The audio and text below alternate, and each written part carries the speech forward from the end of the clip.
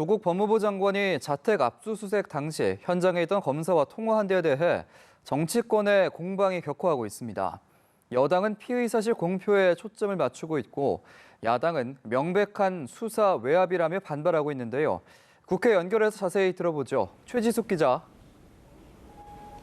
네, 어제 대정부 질문에 조국 법무부 장관이 국무위원으론 처음 참석하며 혹독한 신고식을 치렀는데요. 이 자리에서 조 장관이 자택 압수수색 당시 현장에 있던 검사와 통화했다는 사실이 언급되며 또 한 번 격론이 벌어지고 있습니다. 민주당은 한국당 주광덕 의원이 이 같은 내용을 질의했던 데 대해 피의 사실 유출 정도가 아니라 검찰이 야당 의원들과 내통하고 있다고 목소리를 높였습니다.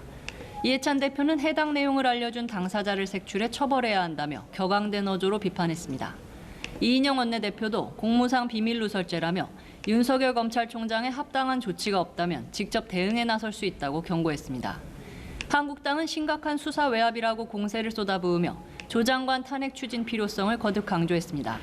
앞서 조 장관이 아내의 건강을 배려해달란 전화였다고 설명한 데 대해 검찰은 압수수색을 신속히 해달란 취지로 여러 번 말했다고 반박했는데요. 나경원 원내대표는 이를 들어 조 장관이 곧바로 발각될 거짓말을 했다면서 법질서를 와해했다고 비판했습니다.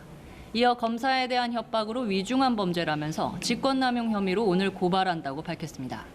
한편 민주당은 조 장관 자녀 의혹을 계기로 불거진 고위공직자 자녀 입시 논란에 국회의원 자녀들의 입시 전수조사를 벌이자고 제안했습니다. 이해찬 대표는 이번 기회에 국회의원 자녀들도 납득하기 어려운 논문 제출이나 부적절한 교과외 활동 등을 조사하자고 말했습니다. 한국당 나경원 원내대표도 거리낄 것 없다고 찬성한다는 입장을 밝혔는데요. 다만 이것이 조 장관 물타기용으로 사용돼선 안 된다고 덧붙였습니다. 네, 한편 어제에 이어서 오늘도 대정부 질문이 예정돼 있는데 오늘은 외교 통일 안보 분야죠. 네, 그렇습니다.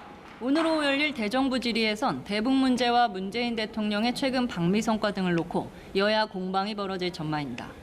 한일 관계와 한미일 동맹, 또 방위비 협상 등도 주요 의제로 다뤄질 전망인데요. 이낙연 국무총리와 강경화 외교부 장관, 정경두 국방부 장관 등이 참석합니다. 민주당은 북미 비핵화 협상이 탄력을 받을 것으로 기대하며 한반도 평화 프로세스를 강조할 것으로 보입니다. 반면 한국당은 이번 한미 정상회담이 빈손으로 끝났다면서 김정은 북한 국무위원장의 답방 가능성 등에 대해서도 조 장관 의혹 덮기라고 비판할 전망입니다. 지금까지 국회에서 전해드렸습니다.